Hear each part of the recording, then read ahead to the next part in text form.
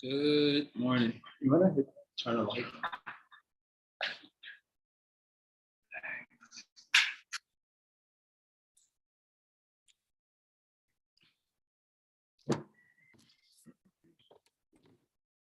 Om Apyanantamidandasya Yanajana Shalakaya Chakshurun Militam Yena Tasmai Shri Guruve Namaha Shri Chaitanya Manobhishtam Stapitam Yena Bhutale Swayam Rupa Kadha Mahyam Tadati Swapadantikam. Hari Om Tat Sat. Okay, so the sons of Daksha, the first set, Haryashvas, 10,000 of them. They've gone to the holy place called Narayan Saras. Due to the numen of the space, their minds became inclined towards Paramahamsa Dharma, which means renunciation. But they wanted to follow the order of their father. So even though they were inclined towards renunciation, they said we will do the austerities for having children. Narada Muni shows up to that space, saying their inclination. He begins to preach to them. He offers one riddle with 10 aspects to it, or elements. So we heard about 5 of those elements yesterday of the riddle. So now we want to finish the other 5 aspects today. Okay, so we left off on verse number 16, I think. We're on verse number 16.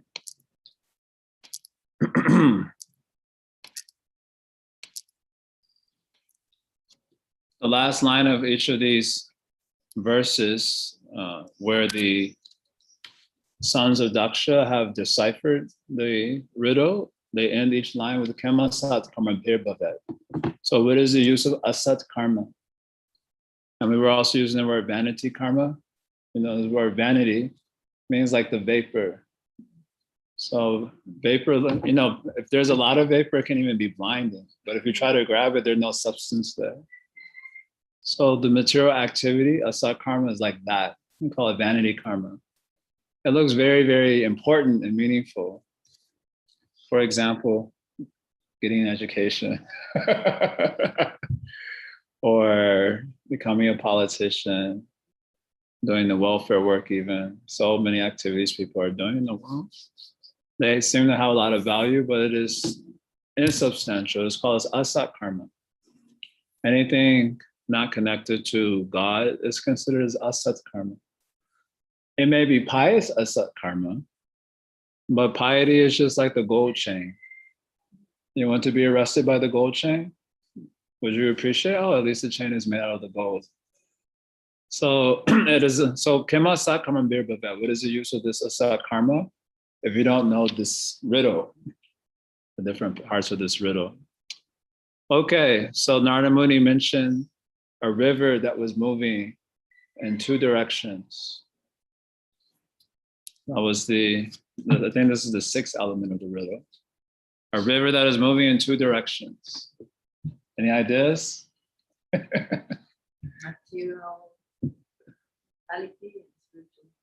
Material, mentality, spiritual. That's close. That's the wrong answer. So they decipher it as such. This is verse 16. Shrishtyapyaya karem mayam velo kulanti vegitam matasya tamaviknasa kema sat karma bir bhavet. So what is the use of asat karma? So material nature functions in 2 ways, by creation and dissolution. So Shrishti Apyaya Karim Mahayam. So the Mayam, the material energy, and Shrishti, when there's Shrishti, is moving in one direction, and when there's dissolution, is moving in another direction, right?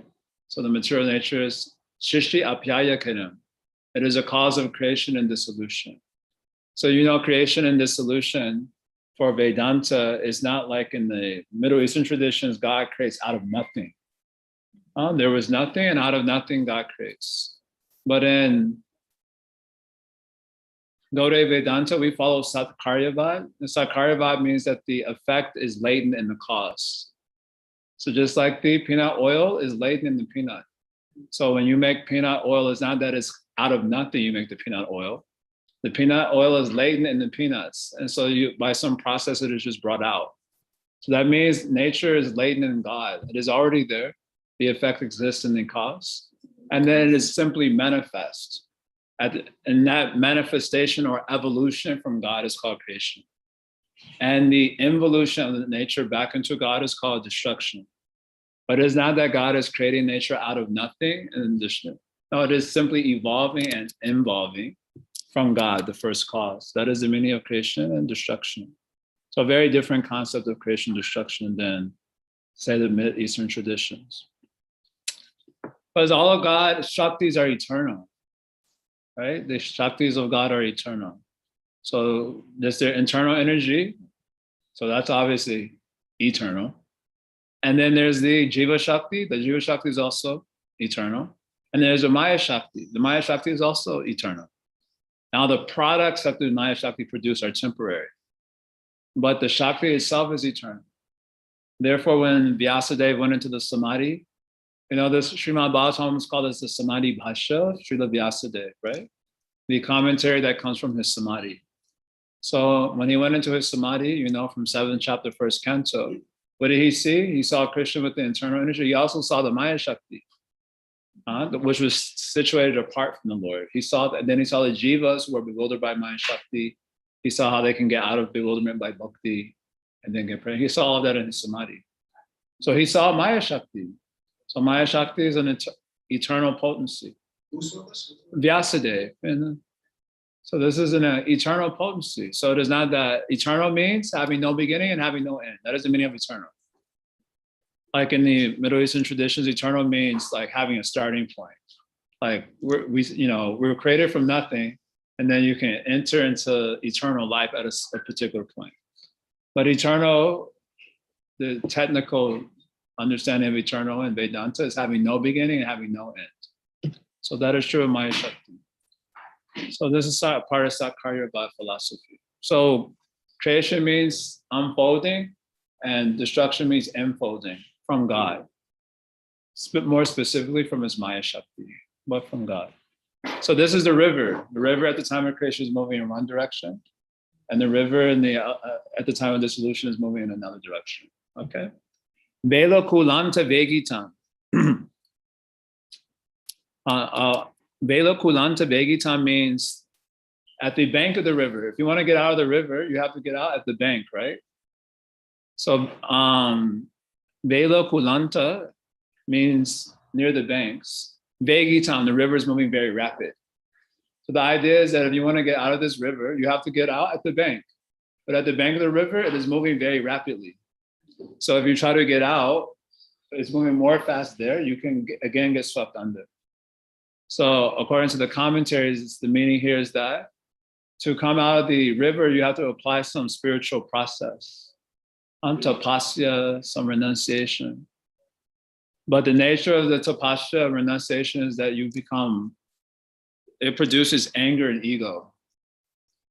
So for example, Srila Rupa Goswami, when he describes the angas of Vaidhi Bhakti, Vaidhi Bhakti has 64 angas, so he describes them. Then he ends his discussion on Vaidhi Sadhana by describing what is not an anga of Bhakti. That's how he ends the section. So he tells us that like good qualities are not angas of Bhakti. I always like to emphasize that one because, in our communities, we're like, what is the use of the humility? What is the use of your Bhakti if you don't have humility and kindness and compassion and so on? But those are not considered as angas of Bhakti. They're very nice to have, of course, for the social intercourse, but they're not angas of Bhakti, nor is having the money, giving money and so on. These are not, he mentions several items.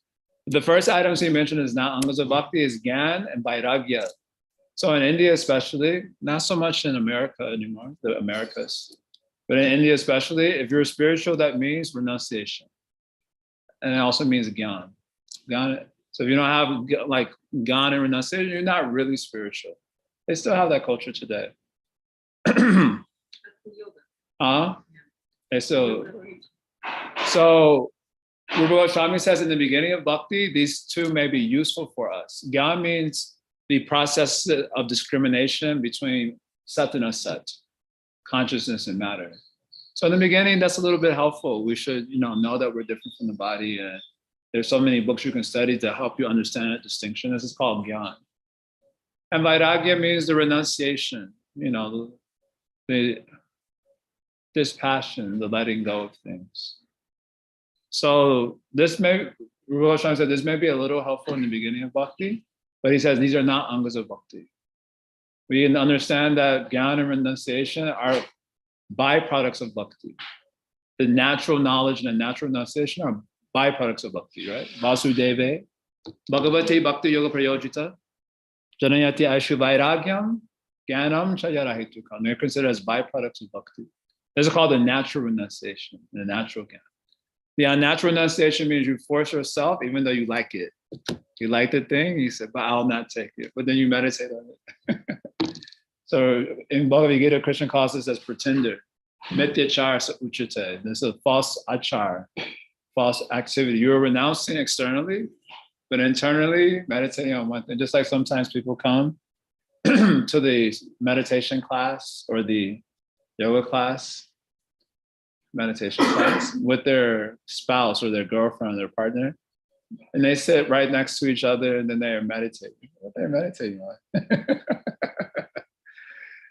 You pretend you're not attacked, but mine is going there only this false. So if you let go before you actually have higher enlightenment, then it's a false renunciation. So Rupa Goswami says this is not an anga of bhakti. I said in the beginning it may be a little useful, but this is not an anga of bhakti. And then it goes on to describe because Gyan and Vairagya and Tapasya makes the heart hard. And that's not very useful for bhakti. So the adhikar for bhakti, if you go and study 11th canto, Srimad Bhagavatam, Krishna is talking about the qualification, adhikar, for karma, Gyan, and bhakti. So the qualification for karma yoga is very simple. You just have to be ignorant. So everyone can qualify for that one in the material world. The adhikar for Gyan is that antakarana shuddhi. Your psyche is completely purified of desires for matter through the process of karma yoga. And as a result, you become callous towards matter. Right? Everything is just the gunas of nature, and I am different from that. I have no involvement with it. So this gives you adhikar for Gyan process, which means a lot of renunciation will be there. The adhikar for bhakti, Krishna says, is shraddha. Makatasu, shraddha in my katab. That is the main adhikar for bhakti. And then he says, and the person not too attached, not too detached. If you're too attached, then you're a materialist. If you're too detached, that's also not good because you need to use the elements of nature to offer to God. So if you have callousness towards nature, how you will do bhakti? So you can't be too detached. That is too much detachment is for Gyan, not for bhakti. So the Gyani is characterized by this, actually is characterized by hardness of heart, actually. Everything is just the gunas of nature. You go and try to glorify a Gyani. So you are a very nice person. So that's just the gunas of nature. You gotta even have a regular conversation. He said, that was a very nice meal. It's just the gunas. You try to give him a hug, it's just the gunas. No affection. That is the nature of Gyanas like this. So Rupa Goswami said it makes the heart hard. So this Vela Pulanta Vegitam.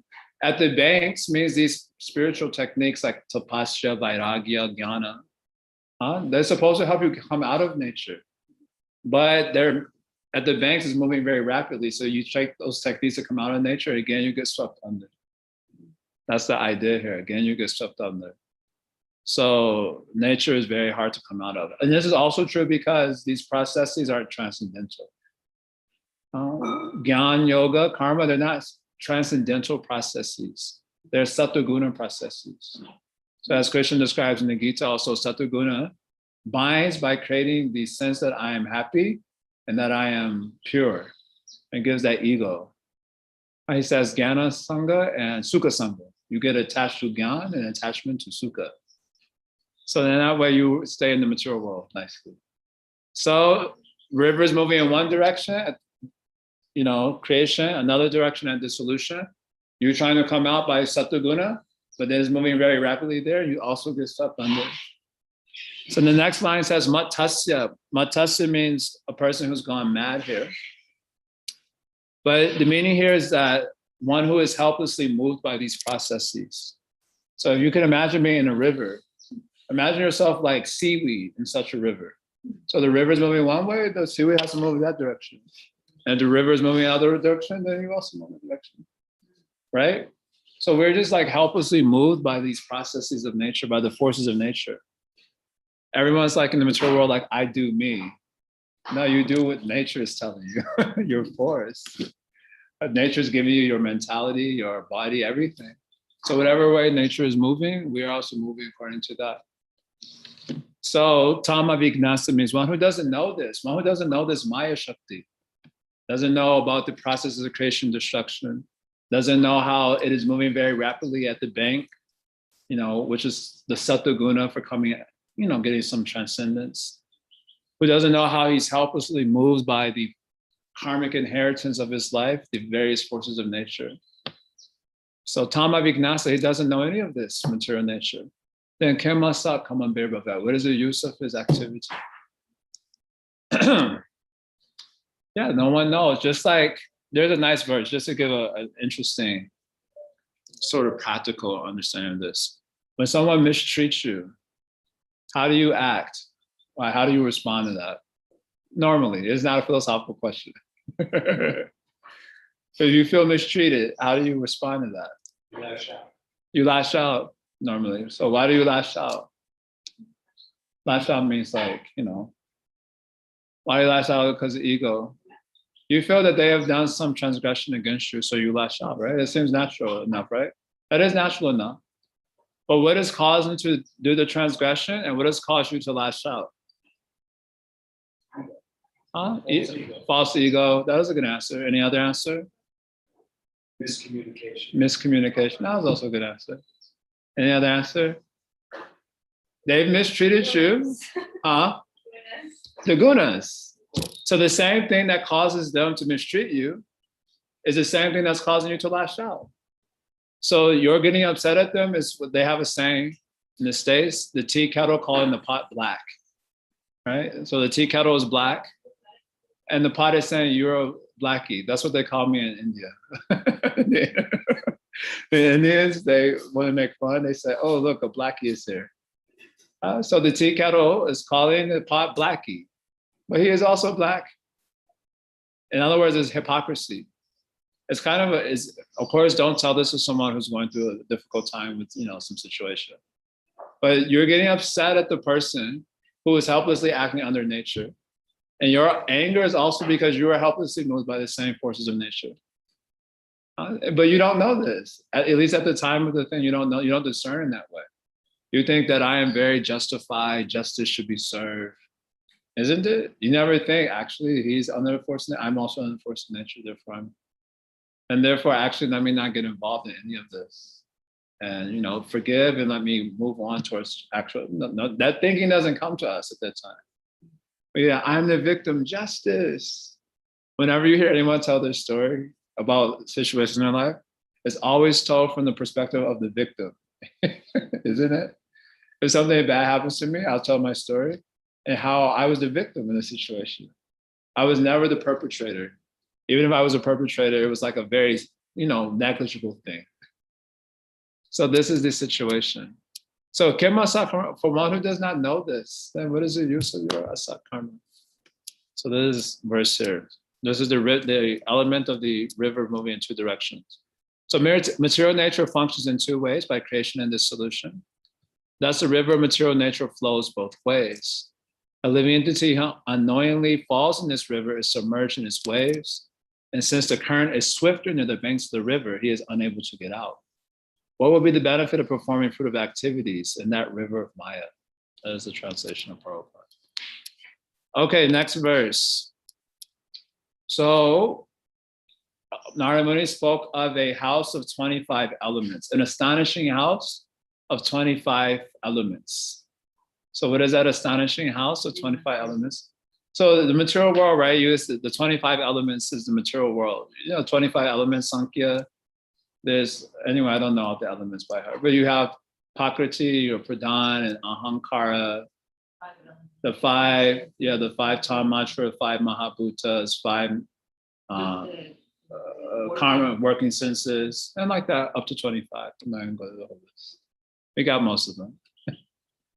So who is this? There's 25 elements means this material world, right?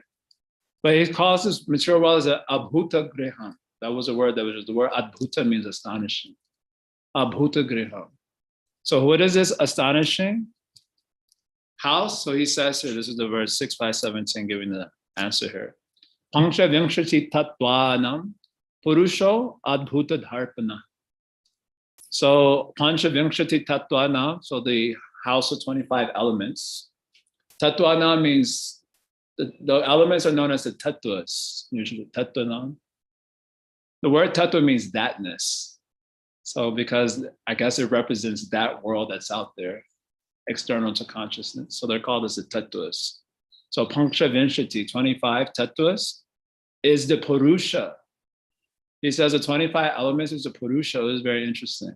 Because we thought 25 elements is the material world, but he's saying the 25 elements are the Purusha, who is Abhuta Dharpana, who is an astonishing mirror. So what is the meaning? I remember giving class in this verse like 10 years ago, and I was like utterly bewildered. I was giving the class, I didn't know what I was talking about. I still don't have a full sense of the verse here, but here he's saying the 25 elements is the Purusha. So the elements are considered as non-different from God because they come from God. In the same way that peanut oil is considered non-different from the peanuts, okay? So this Purusha is Abhuta Dharpana. He is an astonishing mirror. So the nature of a mirror is if you stand in front of the mirror, it will reflect whatever image comes in front of it, right? But the object that is in front of the mirror does not take on the purity of the mirror, right? It just reflects, right? So Krishna here, or the Purusha, is called as an Abhuta Dharpana. He's an astonishing mirror, which means if you stand in front of this mirror, that the purity of the mirror will also come in you. It will be reflected in you, the purity of the mirror. Also, if you stand in front of the mirror, you will get the purity of the mirror itself. So the idea here is that if you offer the elements to God, then those elements become transmuted by that offering to God. So he is called as an Abhuta Dharpana.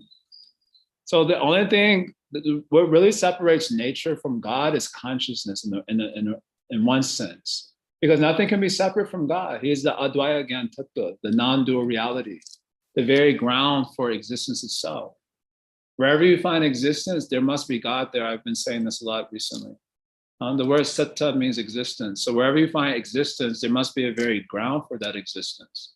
So that ground is God.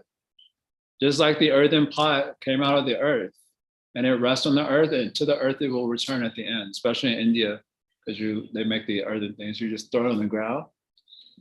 So I feel like that because that's been there for so many centuries in India, that they couldn't get rid of it. So when they got the plastic, they just have the same mentality. But the plastic doesn't biodegrade, so it becomes polluted. But with the earthen thing, you just throw it on the ground, it will return to the earth. From the earth it has come, on the earth it rests, and into the earth it will return. So anything that exists is coming from God, rests on God, and to God it will return. It could have no basis without God. So wherever you see existence, God is actually there. Just as peanutness pervades every part of the peanut oil. Wherever part of the peanut oil you taste, you will taste peanut is there, right? So what separates nature from God in one sense is our vision of separateness. That psychological disease, that everything is separate from God. Like when I was growing up, God was in heaven and I was in here. He do his thing over there, I'll do my thing over here. So that is a disease. Actually, nothing is really separate from God. So these material elements, they are God's, right? He is the possessor. We heard that in the Hamsa prayers. The possessive case was used to describe the relationship of the world to God. He possesses it. You cannot say that you possess anything. If it can be taken away from you, then you don't possess it. You understand? So if can your body be taken away from you? Yes. So that means it doesn't belong to you. You can be called a possessor of something that can never be taken away from you. Otherwise, you're not the possessor. So this material nature is not possessed by us, it's actually possessed by God. It is God's nature. Like Prabhupada would always ask that question. If this is nature, whose nature? So it is God's nature. He possesses it. So if you offer God's nature back to God, just like when we were worshiping Ganga, or you go to Radha Kund and you want to worship Radha Kund, you take water from the Radha Kund, offer it back. Maybe you can do like this, gotta do it really fast though, because it's water. Pick it up and throw it back in to honor, to worship. So you take the ocean, the material elements, and you offer it back to God. And in that offering to God, they become transmuted. This is the idea here. It takes on the purity of the object that you're offering it to. So God here is called as an abhuta darpana, an astonishing mirror. Normally, if you stand in front of the mirror, like a very clean mirror, that is to say, then you won't take up the clearness of the mirror. But if you stand in front of God, the clearness of the mirror, or his purity, in other words, comes to you. That is the idea here. So he is abhuta dharpana for this reason. I had pulled up a couple of verses yesterday for this. This is a very nice verse from Prahlad Stuti. I'll just read the translation here. He says, the Supreme Lord, the Supreme Personality of Godhead, is always fully satisfied in himself. Naivatmana Prabhu Ayam Nijalabhapurna. He is always complete in himself. Therefore, when something is offered to him, the offering by the Lord's mercy is for the benefit of the devotee. For the Lord does not need service for anyone. I'll not give the whole context for this verse, but it's a very nice verse. And it says, to give an example, if one's face is decorated, the reflection on one's face in a mirror is saying to be decorated. Tachatpane pratimokasi yatamukasi. If you stand in front of a mirror and you try to decorate the mirror, that won't work very nicely. But if you decorate your own face, that decoration will be reflected. So the idea here is that when you offer things to God, that reflects on you. Not that God is benefited by that, because he already owns everything. But it will actually reflect on you, and that way you become elevated or purified. Tachatmane pratimokasi yatamukasi. For this reason, God is called as abhuta dharpana. He's an astonishing mirror. Also, one other verse. This verse, Sri Vishwanath Chakravarti Thakur says, is the essence of Srimad Bhagavatam. So this is one of the final statements of Krishna and to Uddhava Gita, 11:29-22. A very nice verse there. This process, bhakti, is the supreme intelligence of the intelligent and the cleverness of the most clever. Are you intelligent and clever? Yes, you think you are intelligent and clever? No one wants to answer. So here's a proof. What is that? By following it, bhakti, one can in this very life make use of the temporary and unreal to achieve me, the eternal reality. If you can use the false to get the real and the mortal thing to get the immortal thing, then you are called as clever. You're a very clever person. You have this body, right? It is not ultimately true. It is here today, gone tomorrow. So in that sense, it's called false. But with this false body, you get the satya, the truth. And with this mortal body, which is cause of death, you can gain the immortal thing. So that is a very clever person. Like here in the material world, they have a lot of clever things. Now all the cleverness is achieved through editing, video editing. So they make you believe anything now. Actually, you don't know what is the truth anymore. It's so easy to be deceived, actually. That's why I think we should have a little bit more empathy for each other. You end up believing one story as opposed to another, but actually both parties don't know what is actually the truth, because a little bit of editing and then you get bewildered. Very clever, people are very clever, but that cleverness, this leads to further entanglement and matter. But this cleverness is you call this clever if you can use something false to gain the truth. The body is called as false, you use to gain the truth. The body is mortal, you use it to gain the immortal, then you call it clever. So for those who take the elements of the body, the objects of the body and so on, they offer it to God in devotion. Then they are transmuted by that offering, because God is not Bhuta Darpana. Everything is transmuted, then you are a clever person. And you come out of this material world. So there's a meaning here of Abhuta Darpana. So here, Adhyatma Abhudhasyeha. In this world, if a person doesn't know that Adhyatma, so Adhyatma means the soul that is residing inside the Atman. Paramatman or Purusha. If you don't know that Paramatma inside, who is this astonishing mirror, then what is the use of your asat karma? You don't know the process of transmutation. Just like now, people are actually interested in transforming their life, right? So many, how you say, influencers are there now. How to transform your life in 5 easy steps. And everyone sign up for my course, and it costs $8,000. people are spending also happily for these courses. The course is like some basic knowledge you get from Bhagavad Gita in the Bhagavad Gita class. Everyone's a life coach now. I mean, I'm gonna zip my mouth on that because I don't want to pop up. Our life coaches. They just let I hope that wasn't recorded because this is live. So many are like this coming, but actually this is a real process of transmutation, bhakti, where all the elements of your physical body, even the foodstuffs that we offer to God, everything can be transmuted through this process. So if you don't know that Paramatman, that Supreme Lord, then what are you doing? Simply becoming life coach, taking the money.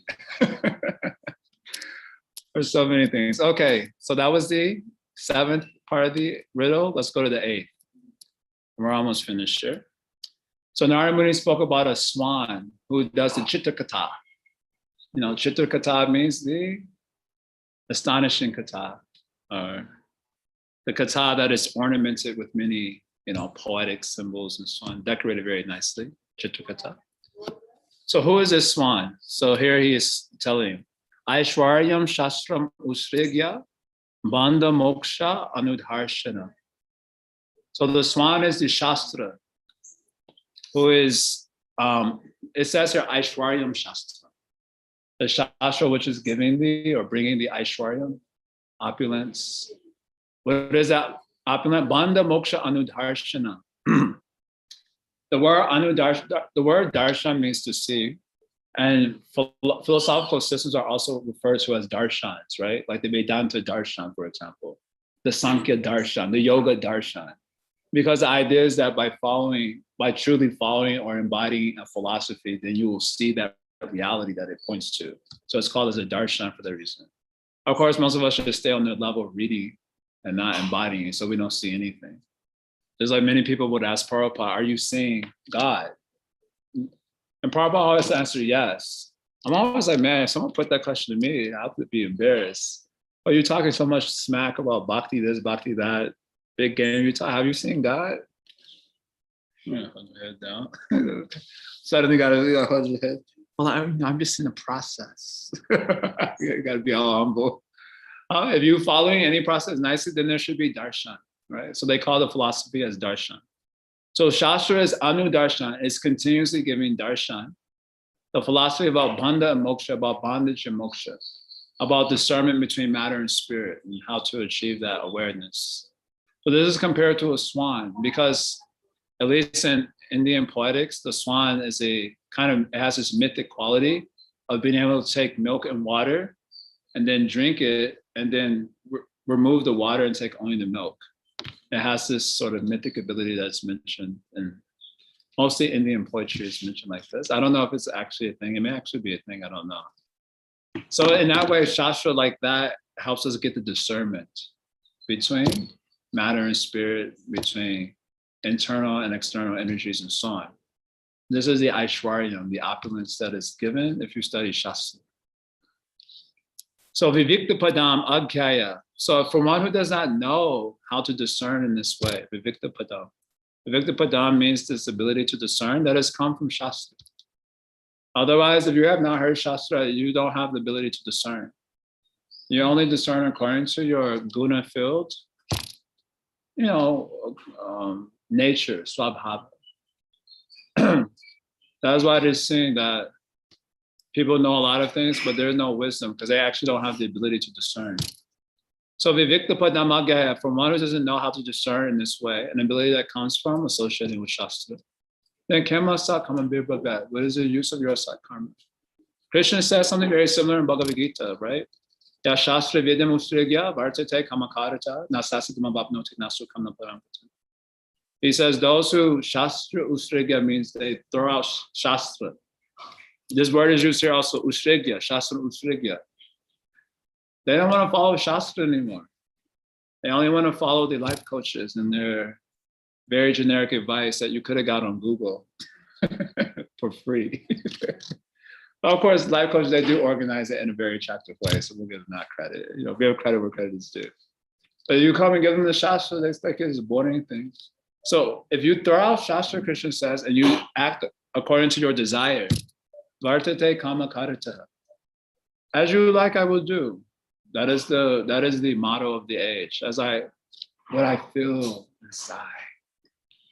They say it like that also in a very, spiritual voice or whatever. What I feel. And everyone's supposed to just accept that. So you follow what you feel inside, then what will be the result? Krishna said, you'll not get any siddhi from that, any perfection. Nasukam, you'll not become happy. Naparamgatam, and you'll not get the supreme destination. So if you follow what you like, you'll not be happy. This is the point. Just like I always say, people, when friends are giving advice to other friends, they often say, you should do what makes you happy. And it's like, sweetie, if I knew that, I would already be happy. The fact that I'm here crying at your feet means I don't know what it takes to be happy. So they come to devotees, how can I be happy? And we say, follow Shastra. And they say, I'm not agreeable to that. Okay, then nasukam, no happiness for you. Or as Krishna also says in Bhagavad Gita, ashanta shakuta sukam. Nacha bhavayata shanta, ashanta shakuta sukam. For one who does not know how to meditate on God, basically, a process which comes from Shastra, then there is no peace for that person. And ashantasha, for one who is not peaceful, katasukam, where is the happiness? If you're not even peaceful, in your mind, there's tsunamis of distress. This thing, that thing, the other thing. Turmoil. Then how you will be happy? You can have all the money in the world, you'll be a miserable person. Actually, if you have that turmoil inside and you have a lot of money, you're in real trouble, actually. It's better to be poor if you got that turmoil. At least, you can't do much. You just have to be miserable.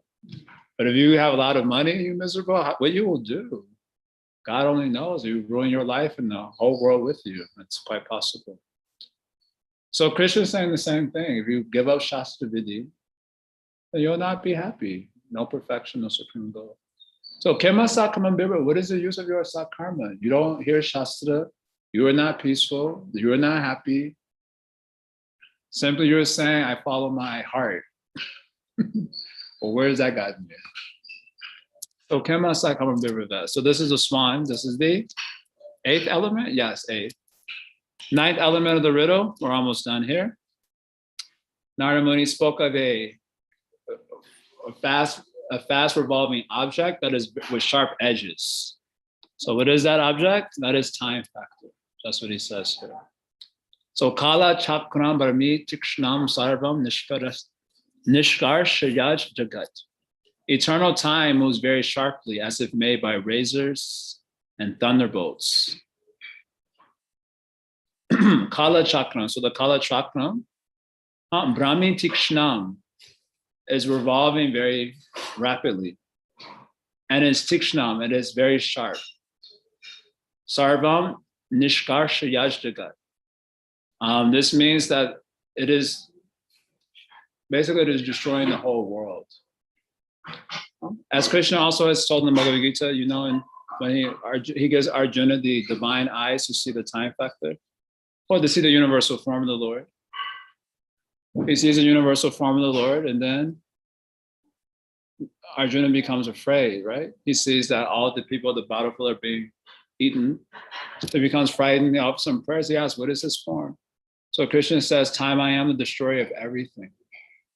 So this is a fastly removing object with the sharp edges. It is time factor, it's destroying everything. Swatantram. Swatantra means it is fully independent. No one can subdue time.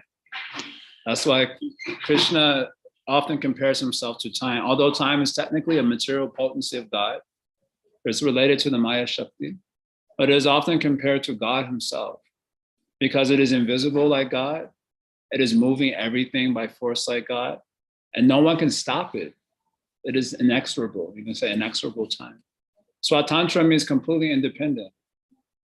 So for one who does not know this time factor, what is the use? Just like this verse is coming in the beginning of the second canto in relationship to, what was his name? He helped the Devatas fight. What was his name? He helped the Devatas do it begins with a K. I can't think of his name right now. Anyway, he got a benediction for helping the Devatas fight. So they said, what benediction you want? He said, I want to know how long I have to live. So they said, you only have a muhurta, which is literally like 48 minutes. I have a very short time to live. So he gave up everything and he did bhajan to get out of the material world. So the verse there says, better one moment of clear consciousness than a whole life lives in ignorance. No one sees how time factor is taking away everything. Our wealth, our beauty, our memory, our education. We only have so much time by which we can pursue that which is meaningful. And we keep squandering it. So it's destroying everything. So if you don't know about this time factor, then it's simply wasting time. Okay, this is the 10th element. So he told, the 10th part of the element also didn't seem like a part of the riddle, but he mentions that you do not know the order of your father. So they've gotten the order from their father, right? The order of their father was to go to this holy place, perform austerities, so they can be empowered to have children, as Daksha himself did, right? But Naramuni says, you don't know the order of your father, who is omniscient. He knows everything. So what father are you talking about? Because Daksha is definitely not omniscient. You know, he's a brahmana. He's, doing some work that God was pleased with also, but he's not omniscient. So who is his father? So this father is, again, he says there, Shastrastra Pitur Adesha. Yo no Veda Nibhartakam. The father is Shastra. That's what he says there. And you do not know the order. The order of your father means you don't know the import of Shastra. Shastri Pitur Adesha. So Pitur means the father, and Adesha means the instruction. So what is the purpose of Shastra? Ultimately, the purpose of Shastra is to direct people towards Krishna and progressive degrees. So although it looks like it's talking about karma, Gyan, this thing, the other thing, actually it's only talking about God. But it's talking about God in a way that's relevant to people to move them progressively towards the realization of God. So the whole import of Shastra is this thing, to connect with God. This is the order of Shastra. So Shastra is the father and the order is to connect with God. So he says, Yona Veda Nivartakam. Nivartakam means the cessation of basically material existence. So you do not know that order of Shastra, how to end your material existence? Katam ta anarupaya. You do not know the instruction that is suitable for you by which you can bring about the end of your material existence. That means you do not know the order of your father. So if you don't know the order of your father, guna vrishlambi upakramat, and you simply remain absorbed in gunas of nature, but you're in your material life. Specifically in their particular case, just having children and more children. But you don't know the order of your father. How to become happy, how to become free. Everyone speaks about the freedom, right? Nowadays, especially with the government overreach the world over, so everyone's talking a lot these days about freedom. But none of us realize that freedom is doesn't depend on external circumstances, it's an internal thing. You know, Haridas Thakur, he was arrested by the Nawab, right? Because of apostasy. In Islam, I told the other day, in Islam, the result for apostasy is death penalty. So it's a no for me, that particular tradition. So he got arrested because he was chanting Hare Krishna, and they would put him to death. So they put him in a prison. You know this story, right? They put him in prison first before he came for the hearing. Then all the people in prison, they said, this is very good. Once Sadhu is coming, he will give us blessings, we'll come out, right? So they came to Haridas Thakur, they said, please give us a blessing. We want the blessing. So what Haridas Thakur said, may you be like this only. So all the people in prison, they became crestfallen. Their faces became crestfallen. How you can give a benediction? Well, this type of benediction is that we're in prison, we're suffering. And he said, may you all be like this. So then, saying that they were crestfallen and uninspired, he said, no, let me explain. I see you misunderstood me. So here you are in prison, you're constantly thinking of Krishna and receiving his grace. And you're also not able to perform the fruit of activity. And you not pursue karma because you literally can't. You're in prison. So may you always remain like this, where your heart is always remembering your Lord and you're disconnected from the pursuit of matter. Actually, happiness cannot be pursued. This is one of the tricks of Maya. You can't pursue happiness. It can only ensue. And that it will, in other words, happiness will ensue according to the state of your inner world. So you see people who pursue happiness, they are the most unhappy people. There's like a capitalistic America, for example. They're very good at pursuing happiness and they're very unhappy because happiness actually ensues from a state of awareness. If your awareness is in the right space, your inner world is in the right space, then happiness will come out. That is the natural concomitant factor. So you think always of the Lord and you don't pursue happiness. Let it ensue from that absorption in God. He said, actually, you will come out of the prison in 2 days, actually. But may you remain like this. That is my benediction. So that is freedom. So he was free. Then he came for the hearing. They said, we will kill you if you don't stop chanting Hare Krishna. Then he said, what should I do? You can cut me up also to pieces, but I'm going to chant Hare Krishna. So was he free or was he in bondage? Was he free? He's free. That was a free person. Freedom doesn't have anything to do with the external circumstance, actually. It's the inner world. Was Prahlad Maharaj free or was he in bondage? He also free, but he's being persecuted, but he was free. So of course, when dealing with practical affairs, you have to give another message. People will like to hear this thing. You have to tell this message when people are comfortable. When people are like, now we're sitting nicely in comfortable space, then you give this message. If they're under some oppressed regime or something, you can't give this message, may not work so much that time. But this is the real freedom. So you don't know the instructions of your Father by which you can become free. Simply you're absorbed in having more and more children.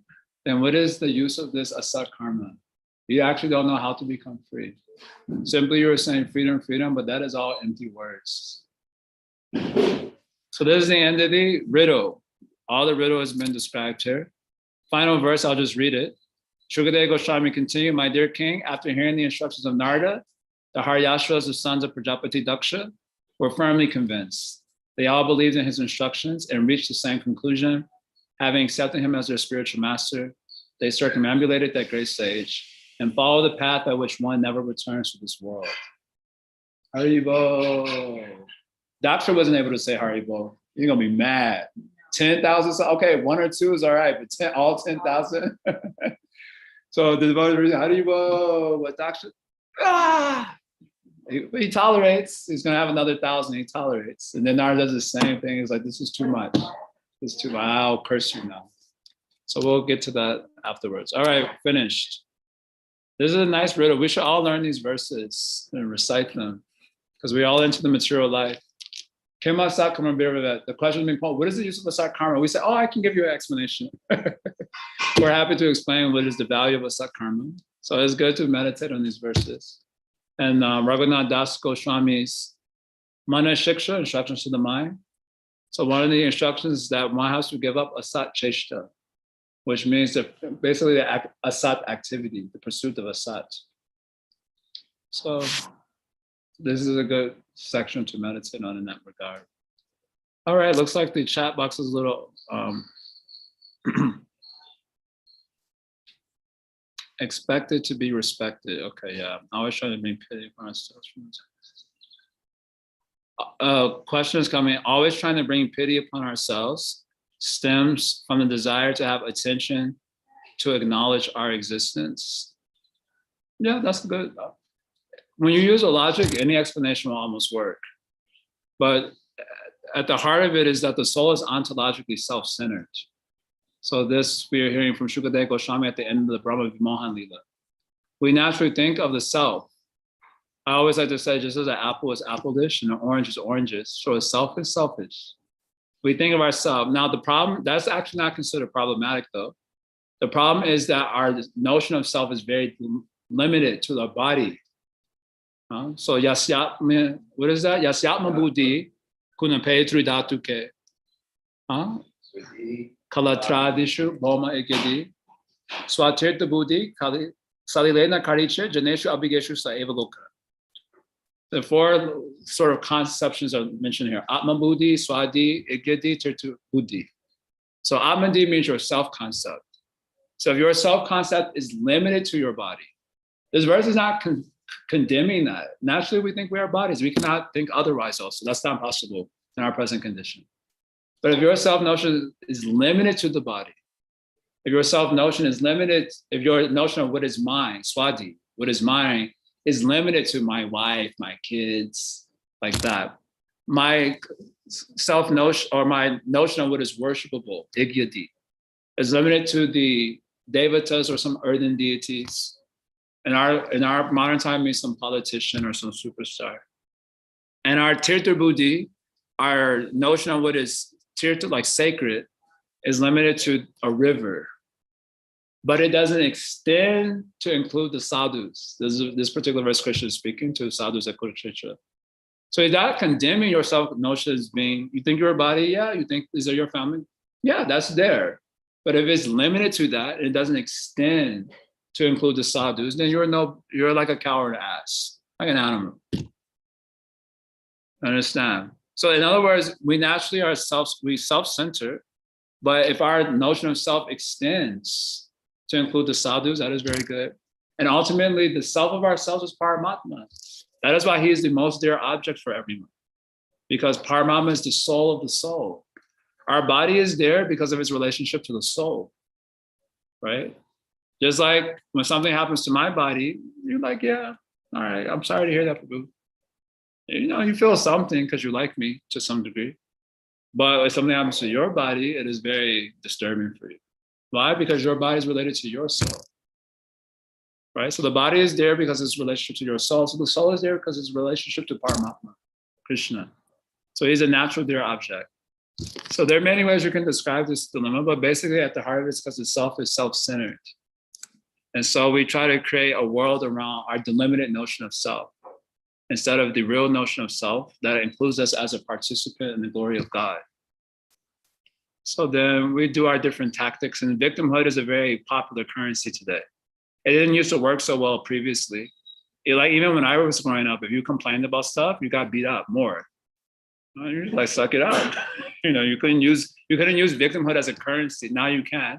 So it's just another way of, it's a power move that you use to keep the attention on the self, but the limited self, instead of bringing glory to the real self or the self of selves. So in this way, there are many ways you can describe it.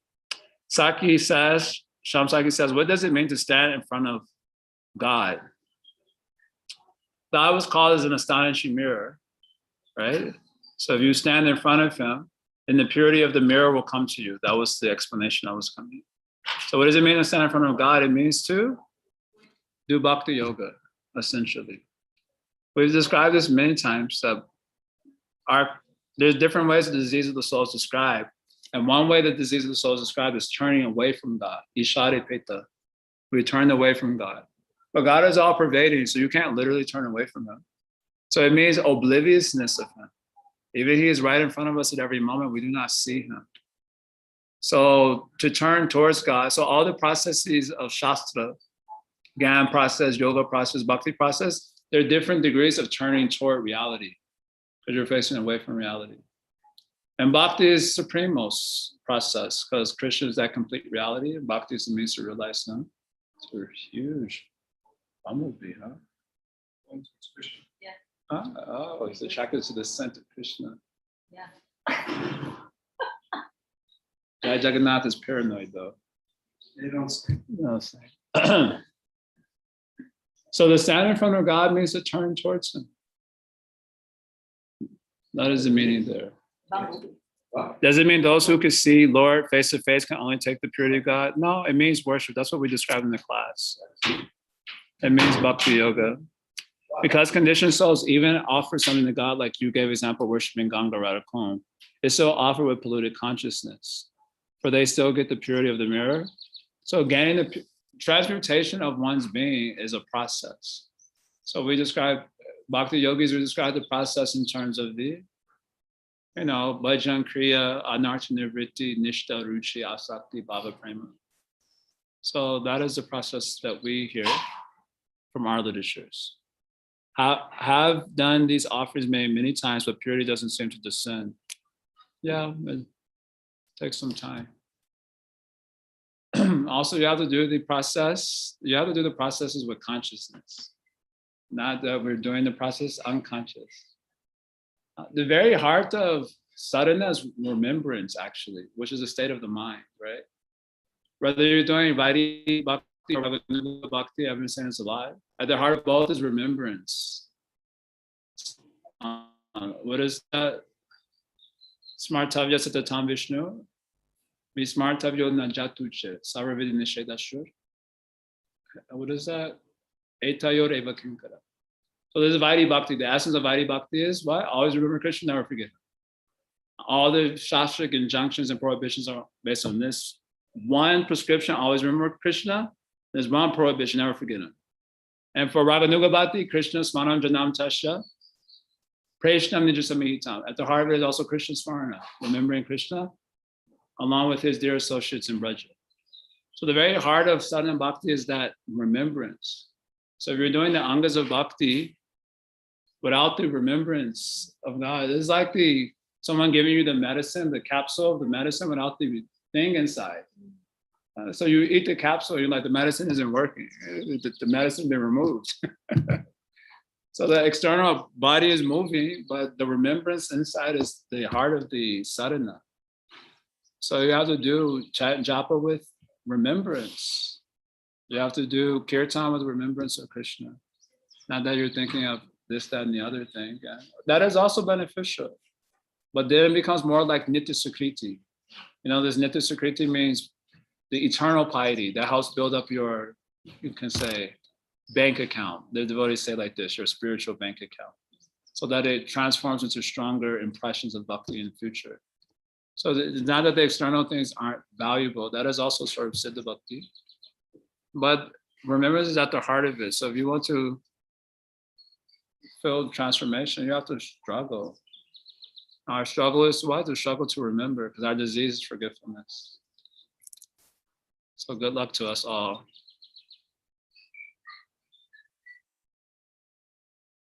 What is the atheist philosophical perspective of time compared to the two Vedantas conception? I have no idea how atheists exactly think of time. It's an interesting question. We'll have to look into that one. You said time is temporary and it's related to Maya Shakti.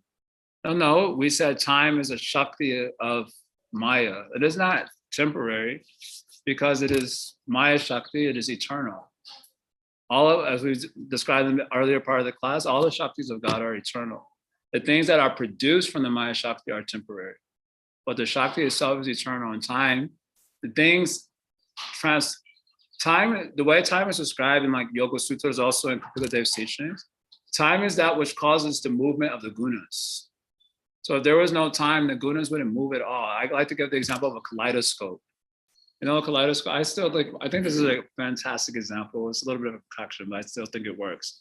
Because the kaleidoscope you're looking through, so that's like the soul. He's simply the witness of nature. He thinks he's a part of nature, but he's actually just a witness of it.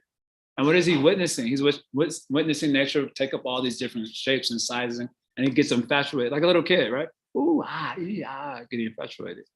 And the kaleidoscope, the different shapes it takes is due to the turning of it, right? That turning. So time is like that turning of nature. Time is what causes the gunas to shift around. And that's how we get our corrupted karmas and so on. Time, in a sense, is delivering that to us. So it is not temporary, it is eternal because it is part of Maya Shakti. Okay. Yes, you said distance between jiva and God, and nature and God is consciousness. Okay. Yes, very nice. Okay, that's all the questions there in the chat box. Yeah, we got one here from Sri Govinda. Question, but of the 10 riddles, I find it interesting that one item is repeated, and that is in 8 and 10. Yeah. Both are referring to Shastra. Yeah, so the Shastra, it looked like Shastra came up twice in the riddle. Once in relationship to the swan, who, swan is the image of discernment between matter and spirit. And the other one, it was Shastra, that you don't know the order of your father, which is Shastra. So it was used a little bit differently there, though. So one is Shastra is telling about how to discern between matter and spirit, essentially. Bandha, moksha, anudarshana. And the other is the order of Shastra, which is to, I'm using the word freedom, come out of nature. So one was related to hearing Shastra for discernment. Another was hearing Shastra, or following the order of Shastra for deliverance from matter. Because this was spoken of specifically in context of them getting entangled with having children. So you don't know the order of your father is to get disentangled from matter. So one is discernment, and discernment should naturally lead to the liberation. So it did come up twice. I also noticed that. But the use of it, the instruction was slightly distinct. There are some subtlety there. You should follow the order of your father. Your order of the fathers, Yono Veda Nivartakam. You don't know how to put it into this material existence. That is the order of the father. Even if you're having children, the having children is also part of the process of putting it into it. Just like the example was given, if you get one splinter in your finger, right? You take another splinter, you get that splinter out, and then you throw both out, right? So even if you're having children and doing the material program, the material is like a splinter on the soul, but you can use that splinter to remove the splinter ultimately. But you don't know that order. You don't know that order, so then this is not very good. Simply you're having children, but you don't know the order of your father. So there was some discernment. I also noticed that Shastra was used twice there, so that is interesting. Okay, I think Mother Girl wants to say something. Maybe it'll be the last thing because we're a little late. Yeah, Hare Krishna Prabhu. I just needed you to review that one where you were explaining that, if you try to decorate the mirror, that won't come out very well, right? So can you just do that one again? Because Prahlad example, if you're standing in front of the mirror, by decorating your own face, the reflection will also be decorated, right? Yes. If you try to decorate your face by decorating the mirror, that will not work. But by decorating your own face, then the reflection is also seen to be decorated. So in this particular example, Krishna is like the person standing in front of the mirror. And if you offer things to him, if you decorate his face, so to speak, you offer things to him, then you will also be decorated. Because in this sense, the soul is called as a reflection of Paramatma. Sometimes in the Upanishads, the soul is referred to as the reflection of the Paramatma. So in this example, it's a little bit different from the Abhuta Darpana of the verse that we were studying. So you decorate God means you offer things to God, and that will reflect on you, the soul. You will be benefited. Because in the context of the verse, if you're going to see it from Palastava, he's saying there that it is not that God is benefited by offering things to him, because he is Nija Labha Purna. He is already complete in himself. He already owns everything, so there's nothing you can offer to him also. So it is not that he is benefited by offering things to him, but rather he's accepting your offering to benefit you. And so then the example is given like this. If you decorate your face, the reflection is also decorated. So if you decorate God, that means if you offer things to him, then it benefits you, the reflection. You will also seem to become very beautiful. That is the idea. So that's unlike the idea that... Yeah, it was different from the Abhuta Darpana of the verse we were studying. It's similar, but different. No, different from thinking that, by decorating the mirror, I'm decorated. In this case, that works. Right. You cannot decorate the mirror directly. That won't work. Just like you cannot, the branch and the leaves cannot take water directly. They have to give the water to the root. Then they are benefited.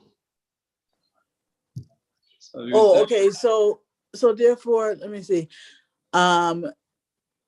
If we try to offer things to ourselves, that's like trying to decorate the mirror. Yes. Okay, so yeah, you have to direct the original thing first, and Right. then that will be Yeah. reflected on you. Yeah, very simple, core, pure bhakti yoga idea. Yeah. But with the mirror thing, I got reflections coming from all over the place. So, so I didn't know how to focus. Okay. Yeah. Okay. Thank you. Jai. We'll stop here. We'll try to continue on Monday. So we can have a nice weekend. Thank you all for remaining my guardian angels and engaging me in Hari Katha, Krishna Katha. See you on Monday. Krishna willing. Srila Prabhupada ki jai. Gautam Nandi. Hari Bol.